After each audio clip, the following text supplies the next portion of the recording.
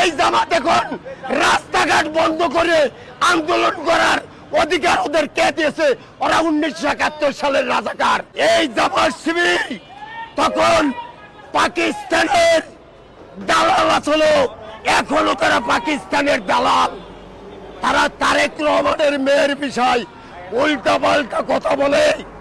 আরে এই জামাতের আমির শফিকুর রহমান, তোমাকে তো আগে কোনোদিন চিনি নাই, তোমাকে দেখি নাই, শুনেছি তুমি নাকি অনেক শিক্ষিত। আরে তোমার দলের লোক সব মূর্খ, মূর্খর প্রমাণ করেছে। রাষ্ট্রপতি, শহীদ রাষ্ট্রপতি জিয়াউর রহমানের নাতি নিয়ে উল্টা পাল্টা কথা বলে। আরে যাদের মুখে লাগাম নাই তারা বহু কিছু বলতে পারে। আমি জামাত টামাত ভয় পাই না। আমার সৃষ্টি করছে আল্লাহ, মৃত্যুর মালিক আল্লাহ, রাখার মালিক আল্লাহ। এই রাজাকার ভয় পাই না, এটা স্বাধীন দেশ।